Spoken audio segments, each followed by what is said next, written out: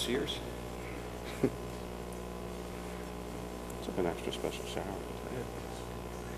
Thank you all for being here. I'm joined by, of course, our Chief of Staff and Deputy Mayor for Public Safety, Everett Gillison, the Director of Public Safety, Mike Resnick, Police Commissioner Charles Ramsey, and a number of staff, of course, from Philadelphia Police Department, and John McNesby, President of the F.O.P. Lodge Number 5.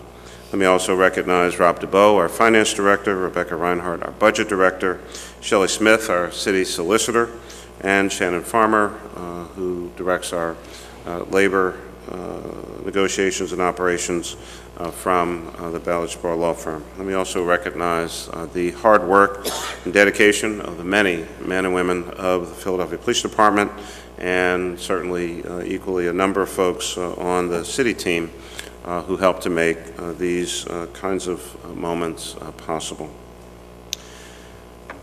The men and women of the Philadelphia Police Department are sworn to protect us all, and we all know too well that crime continues to be a serious issue in our city and across our nation. Our focus, as always, is on reducing violent crime and getting illegal guns off of our streets. When I became mayor and had the pleasure of asking Police Commissioner Ramsey to come to Philadelphia to serve in that capacity, he got to work very quickly, putting together a new, innovative plan to address Philadelphia's mounting crime problem. Under Police Commissioner Ramsey's policing strategy, as carried out by the command staff and the fine men and women of the Philadelphia Police Department, we've continually evolved. We've employed many innovative tools and strategies to accomplish this: a video surveillance network, GunStat, the text tip hotline, improved working relationship with the District Attorney's Office to seek higher bail limits, rewards for information, and so many, many other strategies. Most importantly, our neighborhood policing strategy has focused the department on working with neighborhood groups, local businesses, and residents to listen to their needs and gather critical information. Gathering information from citizens is what allowed investigators to quickly apprehend the two individuals involved in last Friday's deadly and tragic carjacking and hit-and-run incident. Under the leadership of Police Commissioner Ramsey, we've seen measured success using all of the techniques I mentioned and many, many others. Under his leadership, as of today, our homicide rate is down 44% as compared to the same time period in 2007. Shootings are down as well, 40%, when you compare year-to-date today to 2007, the same time period. It is the job of our Philadelphia Police Department and so many, many other agencies across our city government to keep us safe, and they take their jobs very seriously. As an administration, it's our job to provide our officers with the tools they need to do their jobs effectively and then compensate them fairly for their oftentimes dangerous work. And I cannot overemphasize the dangerous nature of police work in our city and again across America. We are always seeking greater efficiency, flexibility, and innovation in our command structure and our work rules. This morning, the Interest Arbitration Panel, which is charged with setting the contract terms for employees represented by the Fraternal Order of Police, issued an award covering the term of July 1, 2014 to June 30th, 2017. Today, I'll be sharing the highlights of the award with you and announce that, despite what we all recognize are significant financial challenges contained within this award, and we'll deal with those issues on the finance side of the House, the city will not be appealing this award because the critical steps that it takes in giving Police Commissioner Ramsey the tools that he needs to effectively run the department, combined with fair and appropriate compensation, is an award that we stand by.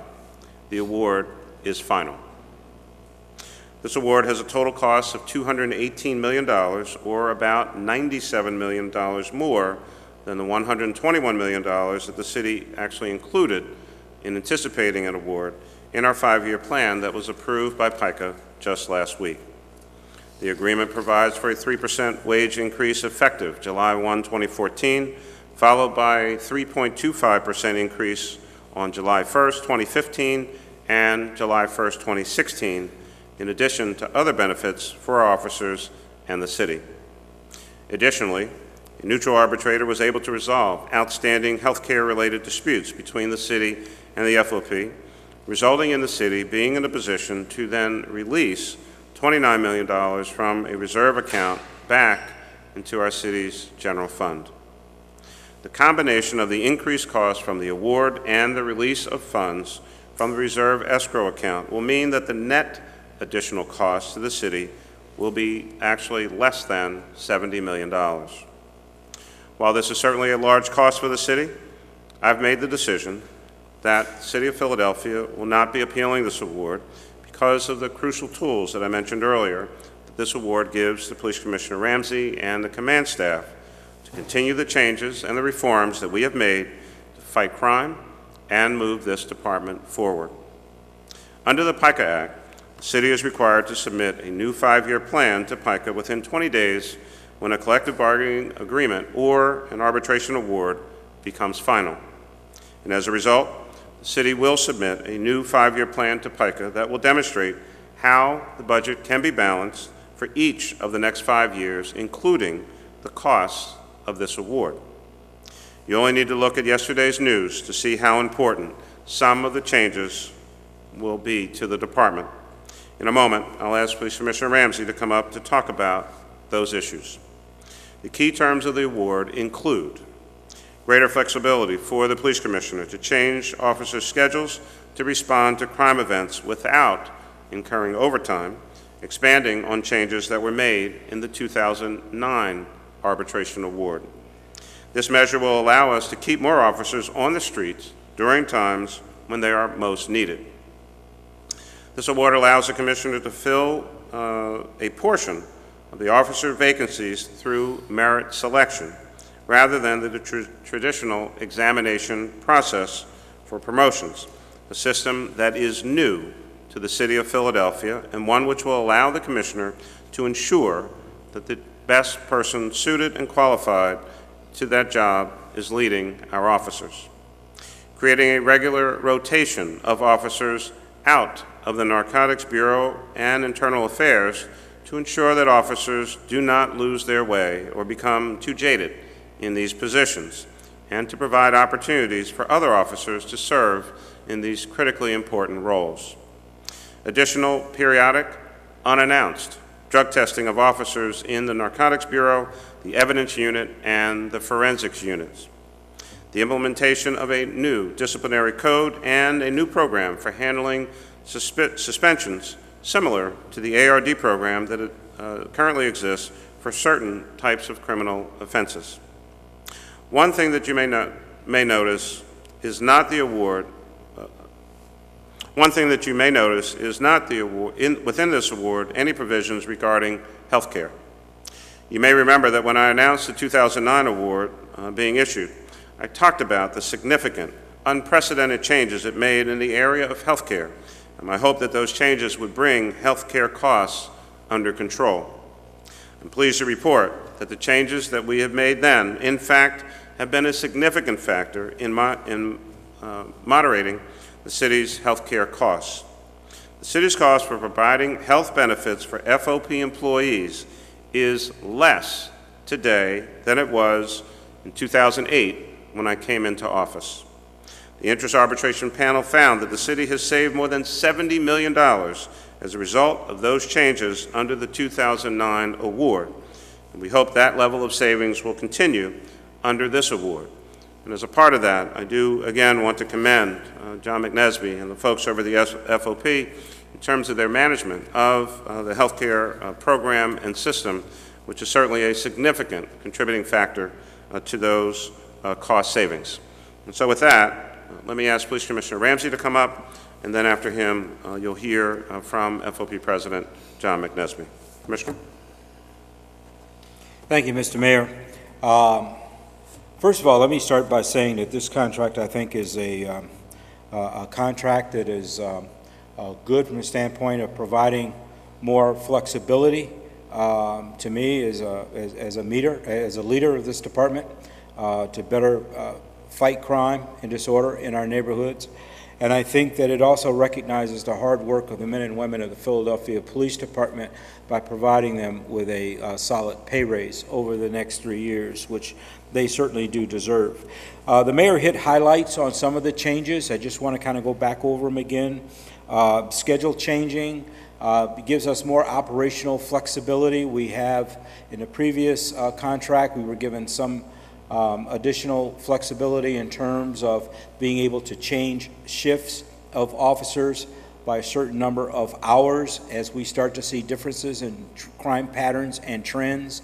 What this does is build on that, and 3 times a year now, for up to 4 hours with 24-hour notice, we could change the schedule of an officer for up to 2 weeks, and we can do it by district. So if there are problems in the 25th district, for an example, we don't have to implement this in every district in order to get a handle on a particular problem. It is that district that would be affected. And the issue around discipline, that is different, and it was mentioned that it's similar to the way we handle ARD now. For your less serious infractions, I have the discretion of being able to hold a penalty in abeyance, and by that I mean for a period of 12 months, provided there's no additional charges sustained against an officer for additional disciplinary action, and if they don't commit any more violations, then I can take that discipline and expunge it from their record. It pretty much goes away. So these are for minor infractions. It was very successful when I was chief in Washington, D.C. Good officers that make a mistake. Maybe they missed a court date. Maybe it was something they didn't do properly in terms of paperwork or whatever. Relatively minor infractions. It gives us the ability to be able to change behavior and at the same time not unnecessarily punish people who simply made a mistake in the course of their duties. It does provide for more flexibility vacation-wise. New hires. We will now use a 12-month calendar for people hired after July 1st of this year, as opposed to the traditional vacation periods between May and October that we had before. For the first 2 years on the job, we use a 12-month calendar. For the next 3 years after that, they can pick 1 week within the vacation period, but the rest would be scheduled during that period of time. What that does is it spreads our resources out over the year a lot better than it is right now, which puts people on the street during the times that we need it the most. The mayor mentioned selection of officers and 20%.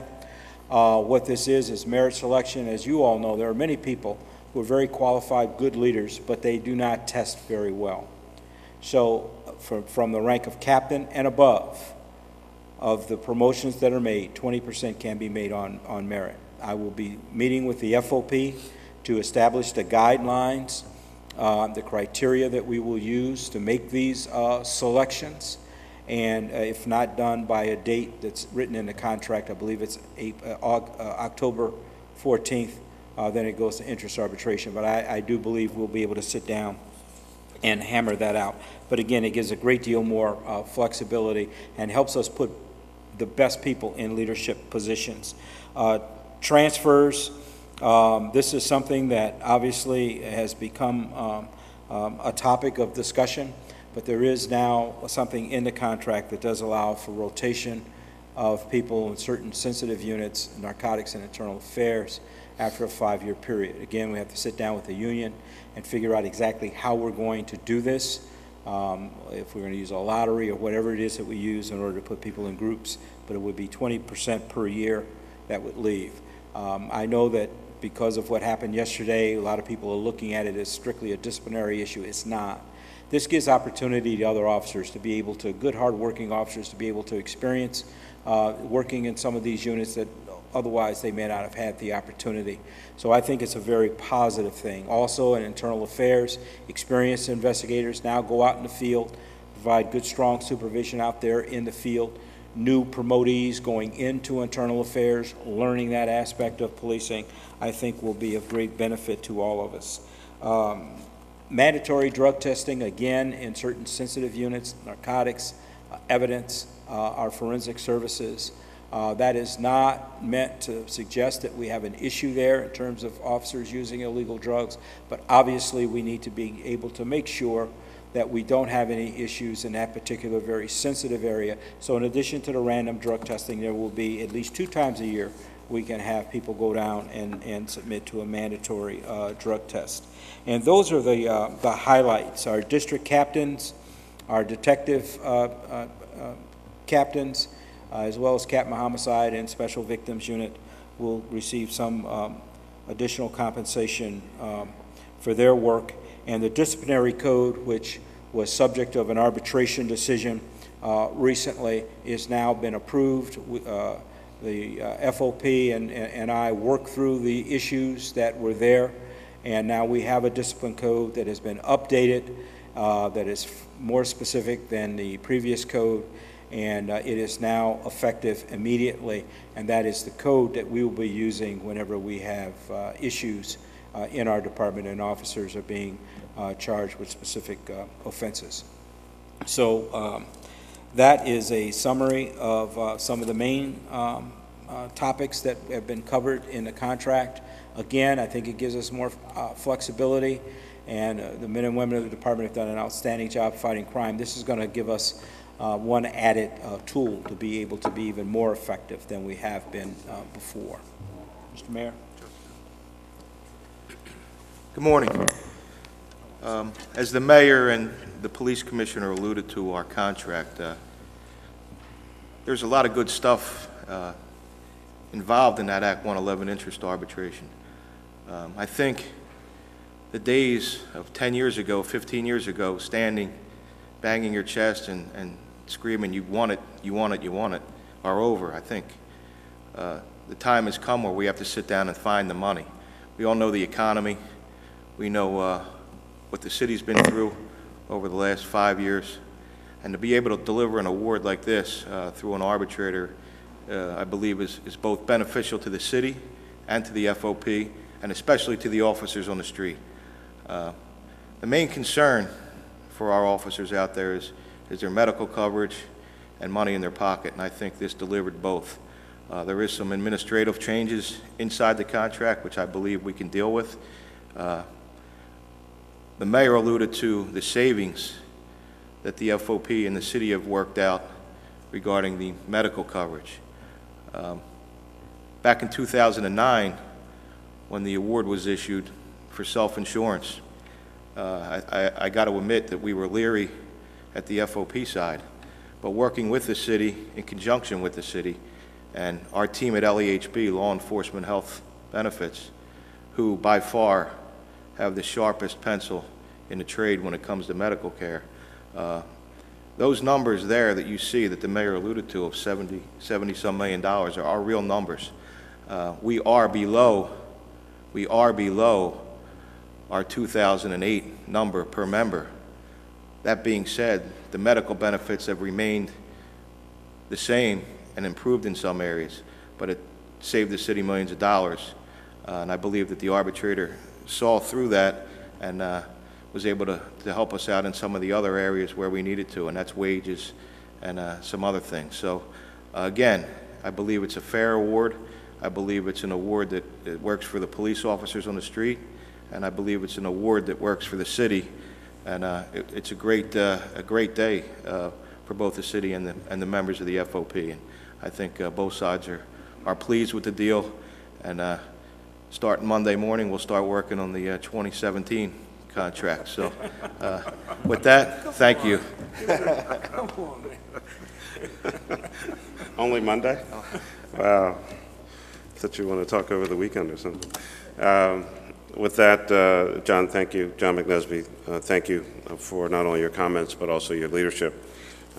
Just makes a difference when you can actually work through a bunch of issues, not just this particular contract which of course is covered by an arbitration process, but there are a lot of things that happen in the course of a year, 2 years, 5 years, 6.5 years, and it is your leadership and your ability to sit down and have serious, rational conversations about the important issues and challenges that the city faces from time to time, and that our officers face out on the street, that make it that much more straightforward in terms of some of the other issues that we have to deal with. And I appreciate your leadership. Commissioner Ramsey, fantastic job.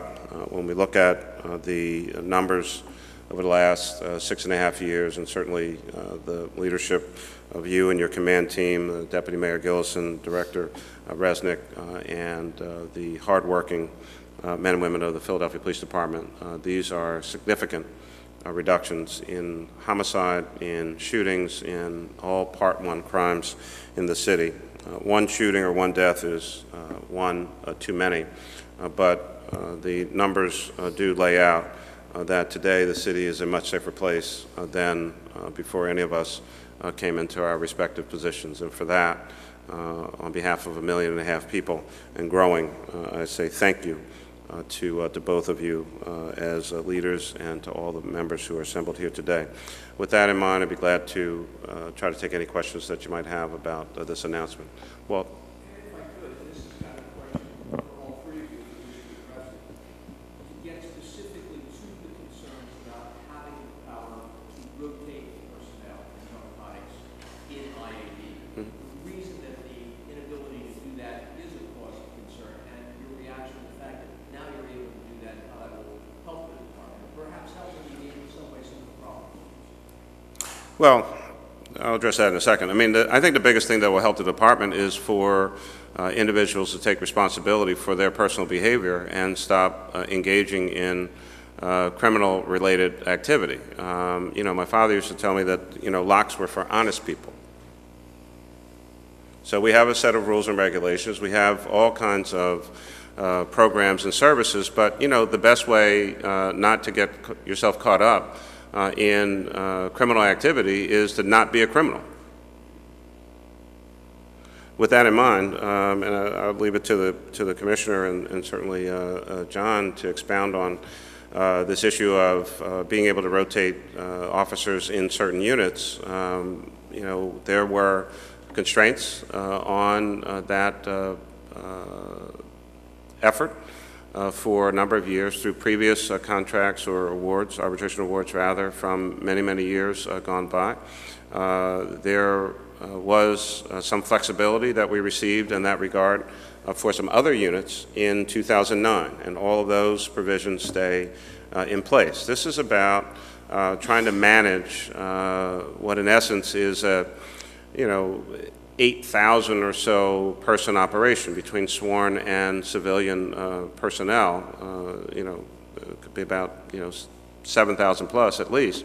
And when you function in a command and control environment, a paramilitary organization like the Philadelphia Police Department, the leader has to have a certain amount of flexibility and managerial authority to put the best men and women by function, by background, by training in the right place at the right time, and at the same time protect the rights of the officers, that it's not being done in a punitive manner, that it's not being done on a favoritism basis, but that this is serious work done by serious people who have lives and professions. And so there's always a balance that you have to strike in that regard. And I think that we've seen some progression over time. Again, the 2009 award allowed for some flexibility in rotating officers, not just for disciplinary purposes in some units, and this award continues that kind of progression to now some additional units. These have been topics of conversation for the last few years. And so from my perspective, yes, we're fortunate, but to get this you know, kind of additional authority, but, you know, the two people most directly affected by this are certainly the police commissioner and the leader of the F.O.P. But I think it is a balanced approach. Thank you, Mayor. Let me start by saying that the majority of the officers I have working in our narcotics section are hardworking, honest police officers. They are not corrupt, period.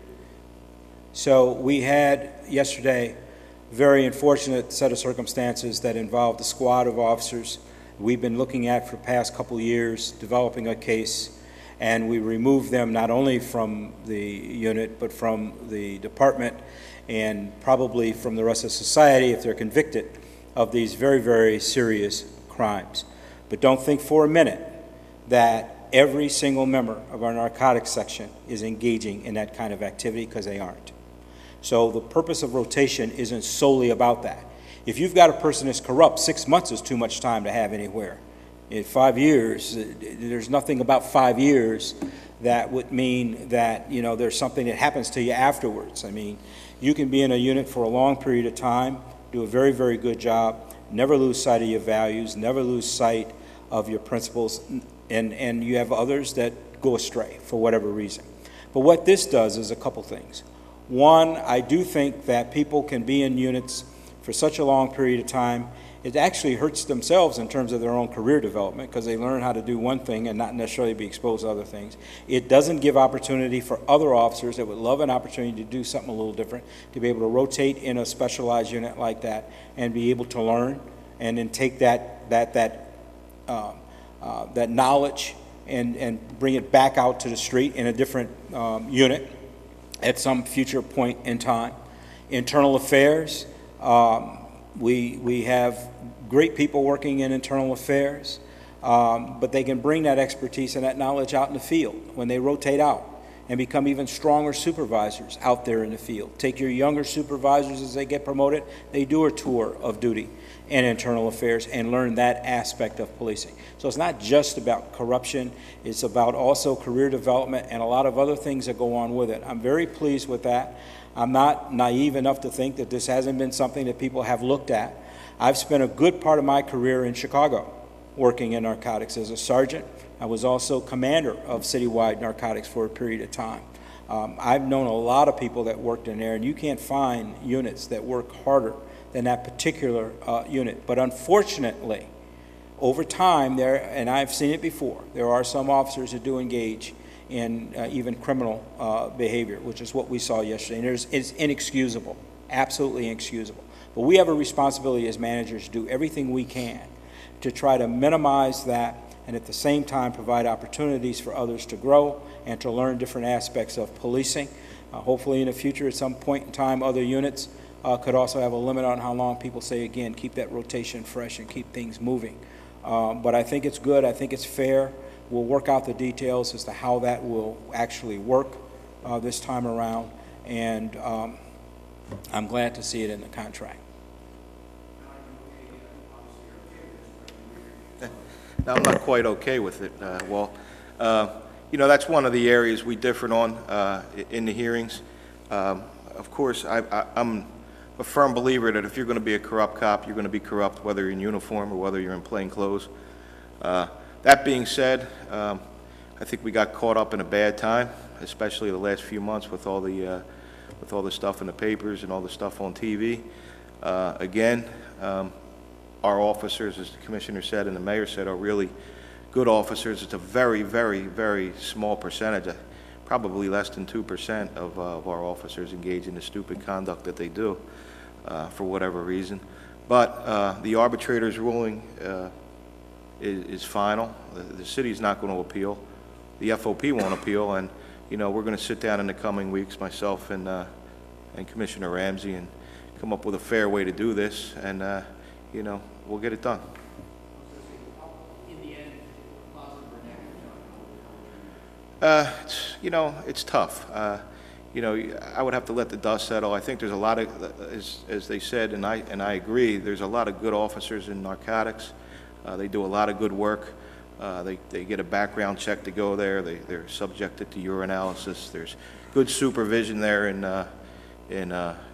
narcotics. And again, we have a commissioner that's not afraid to pull the trigger when it comes time to letting somebody go. So that being said, you know, we have things in place, but now we're going to go one step further, and you know, we're going to sit down and we'll work it out. So not to skirt your question, but you know, it's a wait and see. I think there's going to be a lot of questions out there, both not only in narcotics, but in internal affairs. We have a lot of good supervisors there, and we'll work through it. We'll get it done. My question is not just about the rotation, but in addition to the The discipline, I think, is a positive thing. I mean, when we talked about that in the hearing, it's a win-win for both sides, both the city and the FOP. We're going to save a lot of aggravation, a lot of going back and forth. I mean, if it's a minor infraction, what do you got to lose by putting it on the shelf for a year? All of the managerial prerogatives contained in this contract, is there a risk that this will adversely affect morale or pay raises? You know, I don't think there's anything out there in those managerial prerogatives that we can't work through. They're not excessive. I think they're fair. I think that the arbitrator did a good job in spelling out exactly what he believed the direction of the police department could go. I know that being in that room and sitting through those hearings, there was a lot of good evidence put on both by the city and by the FOP. I believe the raises are fair. I believe something that, and I don't know whether the mayor or the commissioner want to point out, is the accreditation. We're going through a lot of work to bring the police department to where it should be. And there's a lot of cooperation that you don't see on the news, that you don't read about it in the paper, that we do on a daily basis to improve the police department. And I think under the leadership of Commissioner Ramsey and the FOP, it's a relationship that you've never seen before between the two. We don't agree all the time. In fact, most of the time we don't, but we work it out. That being said, it's better for the police department. And once we get it accredited as a police department through the Pennsylvania Chiefs of Police, the officers will also get a boost there too. So it's good for everybody. I mean, like I said earlier, the days of banging your chest and screaming and yelling and protesting are over. You have to be able to show where the money is, show how it can be afforded, and we have to tackle that 5-year plan every year, so or every few years. So I think it's a good mix. It's a good contract for both sides. Sure. On the discipline, on the schedule change issue, my hope is that we don't have to use this part of the contract one time during the year, because that means we haven't had any spikes in crime, we don't have anything going on out there in the neighborhood that would require us to have to move people around in a particular way. That would be my hope. But I also need the flexibility, if and when that does happen, to be able to aggressively go after crime whenever and wherever it may be taking place. So we're going to make sure that, I mean, this isn't something that we're going to do just for the sake of doing, but if we need to, we have the ability to be able to move people around a lot quicker than we do now without huge cost to be able to aggressively go after crime. Well, in addition, now to 5 and 7 squads, which are tactical type people out there in the field, plus our strike force, highway patrol, we already had more flexibility. But for 3 times a year, in addition to what we already were given, which we use a lot for different, festivals and things like that take place in the city. Now we have it operationally and we can do it for a 2-week period.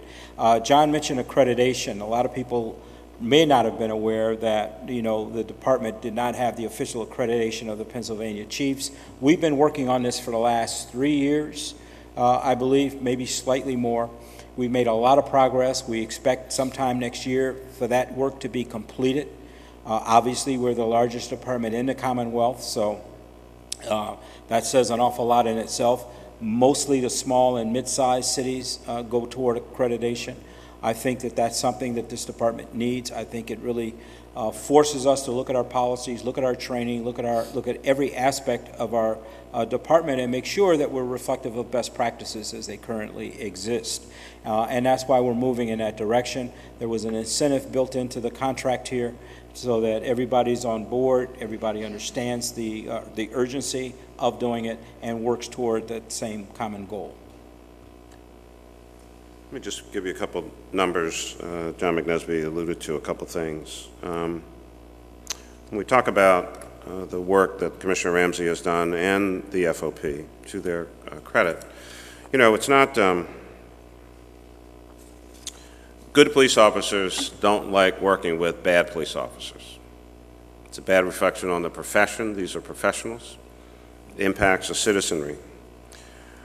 During our time here and under the leadership of Police Commissioner Ramsey, the Commissioner has dismissed or terminated 146 police officers, 88 of whom have been arrested, 48 of whom were convicted. We look at those numbers in the context of 2008 to year-to-date, that results in a 0.35% number, average number over that 6.5-year period of time. 0.35% of the entire workforce, sworn officer workforce in the police department. Obviously, again, like homicides, like shootings, one corrupted bad officer is one too many. But I think as long as we're dealing with human beings, some will do some things that none of us are proud of. But I certainly will be the first to say I will not allow, in the most recent circumstance, 6 sick scumbags to negatively impact the reputations of 6,000 plus men and women who risk their lives each and every day to make sure that all of the rest of us are safe. I gave you the other numbers earlier. There's been a 44% year-to-date reduction in homicides, yesterday's date rather, compared to the same date in 2007. That is serious work by these men and women. And they have people shooting at them, fighting with them, and engaged with them in a variety of other manners. And a 40% reduction in shootings between and among our citizens out on the street. That doesn't just happen. It happens because of the work that they're doing and the risks that they take each and every day. So I will not allow incidents like yesterday, previous other stupid and idiotic things that people have done to negatively impact the reputation of these men and women. They are heroes in many instances out on our street. We should look up to them. And I can assure you that later on today, if something bad happens in this city, anyone in this room or anyone of our 1.5 million residents or visitors, they're going to call 911 if they find themselves in danger or in trouble, and expect that a well-trained, highly professional police officer will show up. And in 99 to infinity plus %, that happens each and every day in this city. Next question. Mike? Regarding the rotation, I realize it's a positive thing, it's not but we have in the past alluded to kind of the slippery slope that long-term officers and their pilots can fall into. Could you reiterate how that can I have the Commissioner up in a second. I think that we find in many, many professions, law enforcement or non-law enforcement, that in some situations, leaving certain people in their jobs too long may in fact have some impact on their performance.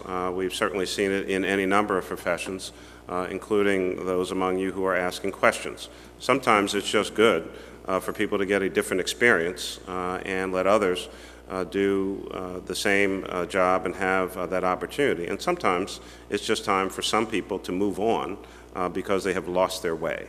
Commissioner? You can find a slippery slope just about anywhere you look. That's reality. So I think our job is to make sure that we put in place as much as we possibly can to try to avoid any future problems. But again, that's not to say that everyone in that section, after 5 years, after 10 years, or whatever, has an issue. A majority of our people do not. But let me just comment on something else so that we keep this in context. I mean, I saw today's paper, and you got the roundhouse and tape going around it and all that sort of thing. And it's an old building. I don't know if it was just because trying to help hold it together, or if it had another symbolic meaning. I would assume it was another symbolic meaning. But that is a slap in the face of everybody who walks into that building that don't engage in any kind of conduct like that. Now, I may have sold a couple extra newspapers, but I mean, again, I think we need to keep this stuff in context. I also think there was a reference, we're tired of hearing about a few bad apples. Well, it is a few. It's not the majority of the men and women in this department. I'm very proud to be a part of it, and I'm here by choice.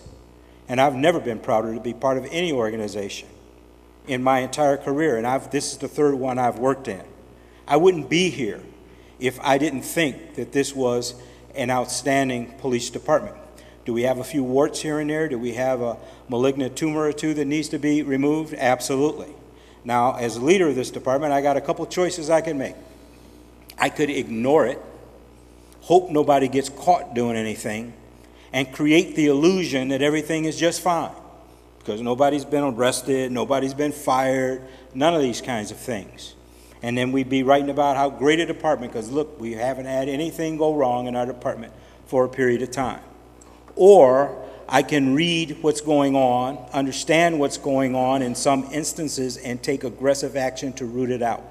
And you do that for the citizens of the city and for the good, hardworking cops that don't want to see this any more than me, you, or anybody else. I can't tell you how many police officers came up to me yesterday shaking their head, saying how embarrassed they were about what they had to go through yesterday and what they heard yesterday. That was uplifting for me. They feel it the same.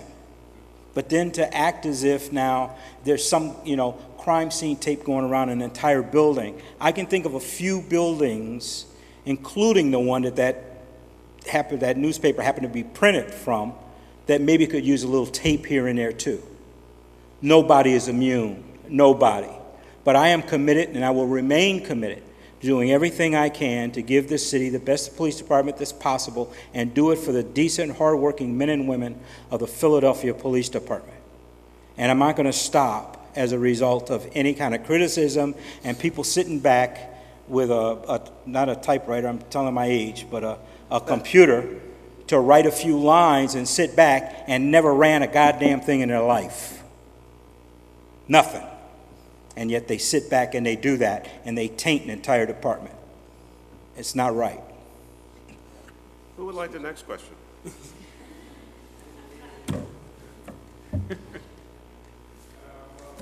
What you got? Smart move.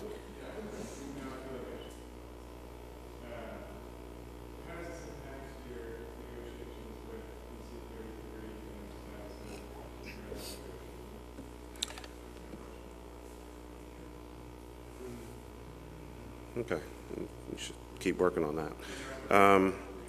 So each union, either collective bargaining process, which is what the two ASME unions have, or each interest arbitration, which is what police and fire have, are all separate. They're all different. You usually have different terms and conditions, needs and wants from either side. This is an interest arbitration. It came out today.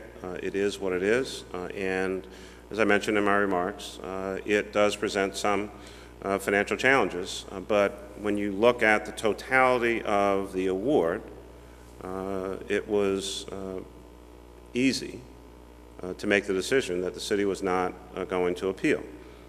I'll leave that to the really good folks that we have at Finance and Budget. I mean, they will have to figure some things out. We'll do it collectively. And I still would like to see, obviously, a negotiated contract with District Council 33.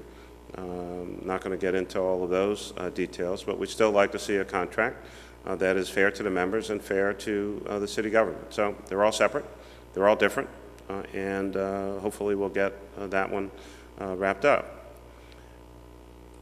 This is the second interest arbitration award that we've seen for the police. Well, technically third, yeah. The one year in 09 when we first came in, 8 rather, and then 9.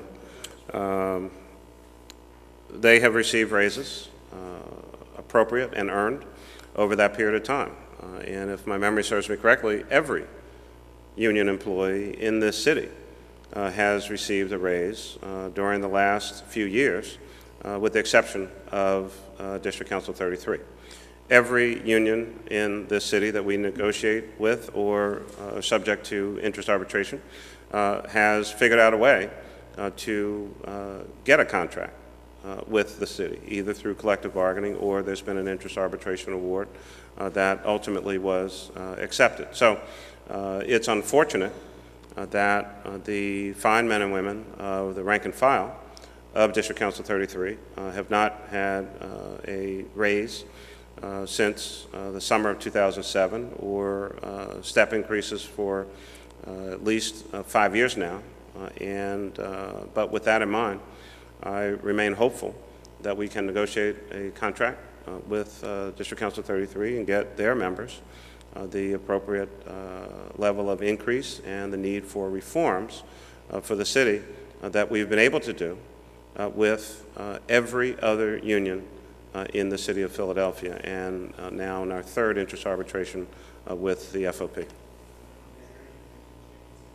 I'm sorry.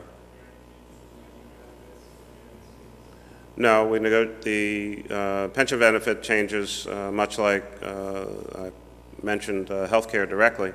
Those were all dealt with in the last interest arbitration award, and we're fine with that. Mike? You have, I guess, 20 days now to find $97 million over 3 years. It's actually a little less than 70. You missed that part. Because of the healthcare. Right, the account. I would imagine it's too early to say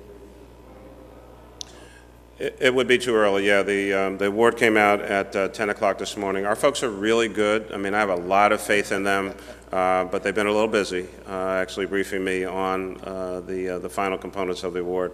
So today we will not be announcing how we're going to fill that gap. That's why they give us 20 days. Is it inevitable that some of that will be achieved through service cuts? That's not inevitable, and you shouldn't write that. The Finance and Budget Office, Mayor's Office, and the Chief of Staff's Office, and a number of departments and agencies will go through all of that and see. Our goal, certainly after, spending a lot of time in the tail end of 8 and all of 9 and all of 10 and part of 11, making cuts and doing any number of different things, we will do everything we possibly can to avoid service impacts on the citizens of the city. They have endured a lot.